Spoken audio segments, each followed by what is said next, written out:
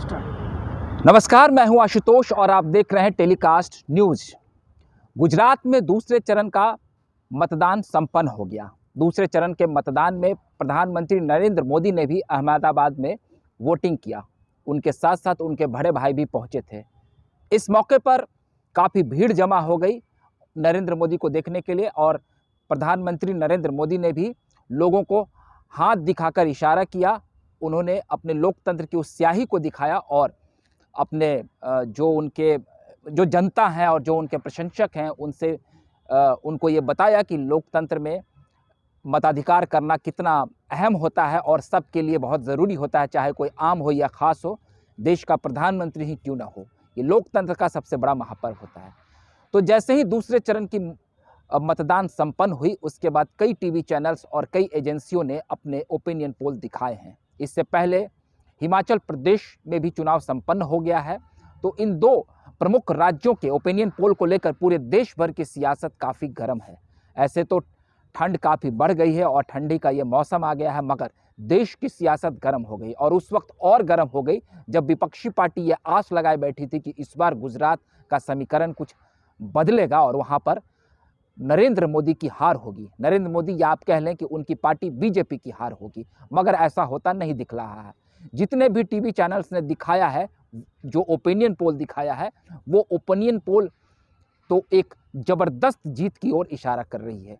BJP की vote प्रतिशत और उनकी सीटों की संख्या कम होने की आस विपक्ष लगाई हुई थी, मगर इससे उलट दिख रहा है। इस बार तो और प्रचंड बहुमत की ओर बीजेपी गुजरात में बढ़ता दिख रहा है। गुजरात एक बहुत ही मायने रखता है देश की राजनीति में, वो इसलिए कि आगामी लोकसभा चुनाव 2024 में होने वाले हैं और गुजरात से ही निकलकर प्रधानमंत्री नरेंद्र मोदी दिल्ली तक के सफ़र को तय कर चुके हैं। हालांकि उनके ऊपर कई दाग भी लगे हैं। वो दाग उनके लिए कई बार मतलब लोगों को ऐसा लगा कि उनके लिए ये नकारात्मक पहलू हो सकता है, मगर वही उनके लिए एक सकारात्मक पहलू बनता चला गया और गुजरात से निकलकर पीएम मोदी दिल्ली की गद्दी तक काबिज हो गए हैं। और उनके साथ साथ गृह मंत्री अमित शाह भी काफ़ी रसूकाज पार्टी में रखते हैं और ये दोनों का गृह राज्य गुजरात है और गुजरात में ताबड़तोड़ रैलियां इन दोनों ने की है। सबसे पहले हम आपको ये बता दें कि इस बार जो एग्जिट पोल टीवी चैनल्स ने अभी दिखाए हैं चुनाव के बाद, उसमें बीजेपी को 129 से 152 सीटों तक के मिलने के आसार हैं। चाणक्य टुडेज ने भी ये आंकड़े ही दिखाए हैं और कई टीवी चैनल्स और कई एजेंसियों ने भी दिखाए हैं। तो आप ये समझ सकते हैं कि आखिर इतनी प्रचंड जीत की ओर ये एग्जिट पोल इशारा क्यों करिए। हालांकि ये एग्जिट पोल है, इसमें सैंपल सर्वे लिया जाता है, लेकिन कमोवेश ये एग्जिट पोल लगभग कई मायने में सही साबित होता है। सीटों का समीकरण थोड़ा बहुत ऊपर नीचे होता है, हालांकि कई बार इसके परिणाम उलटफेर भी हो जाते हैं। वहीं हिमाचल प्रदेश में कई एजेंसियों ने दिखाया है कि बीजेपी को 24 से लेकर 35 सीटें तक आ सकती है। वहीं कांग्रेस को 30 से 40 सीटें दिखाई जा रही है। तो जैसा कि हिमाचल प्रदेश में बीजेपी को झटका लगता दिख रहा है, वहाँ पर हर 5 सालों में सरकारें बदलती हैं। तो अभी बीजेपी की सरकार है, तो हो सकता है इस बार कांग्रेस की सरकार आ जाए, लेकिन जो एकदम कड़ा मुकाबला, एकदम नेक टू नेक फाइट दिखाया जा रहा है, वहाँ पर 68 सीटें हैं और उस 68 सीटों में सरकार बनाने के लिए आपको 35 सीटें चाहिए। तो उसमें भी बीजेपी को भी एक ये दिखाया जा रहा है कि वो 35 सीटें ला सकती है। हालांकि एक दो और एजेंसीज ने बीजेपी को स्पष्ट बहुमत दिखाया है। वहीं अगर हम सबसे अहम गुजरात की बात कर लें, क्योंकि 2024 में जो लोकसभा चुनाव है, तमाम विपक्षी पार्टियां इसके लिए गोलबंद हो रही है और उनको ये आस थी कि अगर गुजरात में नरेंद्र मोदी पटकनी खाते हैं तो उसका असर दिल्ली में लोकसभा चुनाव में पड़ेगा। अब एक बात ये निकल कर सामने आ रही है कि आखिर नरेंद्र मोदी और अमित शाह ने ताबड़तोड़ इतनी रैलियां क्यों की। तो कई राजनीतिक एक्सपर्ट्स और पॉलिटिकल जानकार ये बता रहे हैं कि दरअसल ये रैलियां हार के डर से नहीं, बल्कि एक कीर्तिमान स्थापित करने के लिए बनाया जा रहा था, ताकि इसका एक और माइलेज और एक, जिसको आप कह सकते हैं, विपक्षी पार्टियों के सामने एक जो है तो और मानसिक दबाव उन पर बनाया जाए। 1995 से बीजेपी गुजरात में सत्ता में काबिज है। तो 1995 से 2022 तक की अगर हम बात करें तो 2002 में जब नरेंद्र मोदी गुजरात की राजनीति में सक्रिय हुए थे और वो मुख्यमंत्री बने थे, उस वक्त बीजेपी ने सबसे ज़्यादा 127 सीटें हासिल करी थी। मतलब इन 1995 से अगर हम 2022 कि अगर ये हम 27 सालों की बात करें तो इस 27 सालों में इस बार मतलब इस बार के चुनाव में सबसे ज़्यादा एग्जिट पोल में उससे भी ज़्यादा मतलब 129 से 152 सीटों तक बीजेपी को दिखाया जा रहा है। तो आखिर ये प्रचंड जीत की क्या मायने है? ये निश्चित तौर पर ये गुजराती अस्मिता के मायने हैं।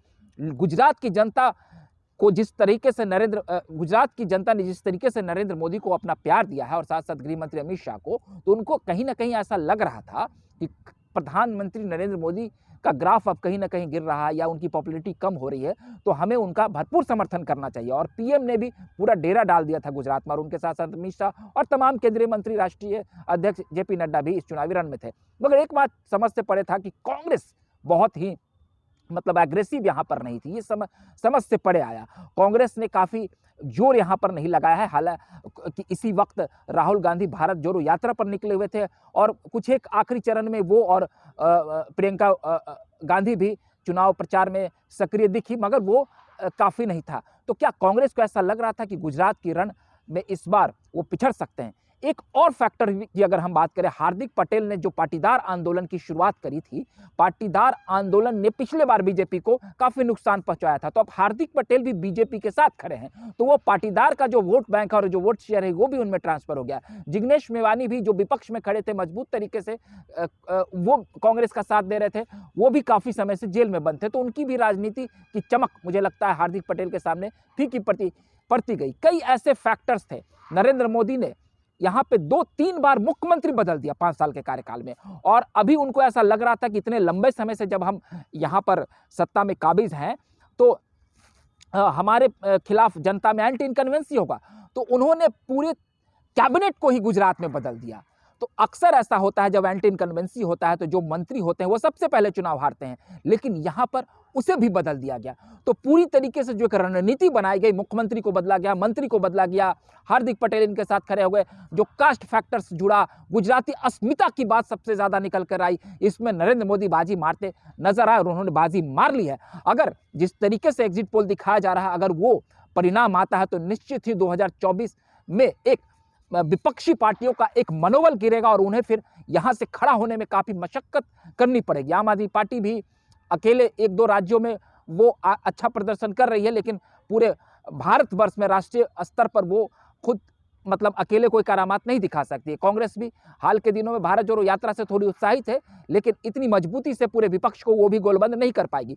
तो अगर इस रण में गुजरात का जो एग्जिट पोल है अगर वो परिणाम में बदलता है तो निश्चित तौर पर ये देश की राजनीति में फिर एक बहुत बड़ा बदलाव होगा और विपक्षी एकता को बहुत बड़ा झटका लगेगा। तो ये कई फैक्टर्स हैं जिसने नरेंद्र मोदी को आगे कर दिया है और नरेंद्र मोदी अपने गुजराती अस्मिता के साथ आगे बढ़ते दिख रहे हैं। हालांकि हिमाचल का टशन अभी देखना बाकी है, तो हिमाचल और गुजरात अगर इन दोनों जगह बीजेपी की जीत हो जाती है तो निश्चित तौर पर यह विपक्ष के लिए काफी जोरदार एक करारी हार होगी। वहीं अब हमें देखना होगा कि 8 दिसंबर को जो परिणाम आएंगे उसमें क्या कुछ सामने निकल कर आता है, तो फिर हम आगे अगले वीडियो में ये काफ़ी बारीक पहलुओं के साथ अपने दर्शकों को हम ये समझाएंगे कि आखिर जो परिणाम आए हैं उन परिणामों की क्या वजह रही और कहाँ कहाँ किस तरीके से वोटिंग हुई और क्या वो जाति आधारित वोटिंग हुई है या नरेंद्र मोदी का जादू फिर से चला है। अगर आपको हमारा ये वीडियो अच्छा लगा हो तो कृपया कर लाइक, सब्सक्राइब और शेयर कर दें, और अगली बार हम फिर एक नए वीडियो के साथ आपके सामने हाजिर होंगे और हिमाचल और गुजरात का जब परिणाम आएगा तो हम आपके साथ जरूर जुड़ेंगे। तब तक के लिए आप हमें इजाजत दीजिए। बहुत बहुत धन्यवाद।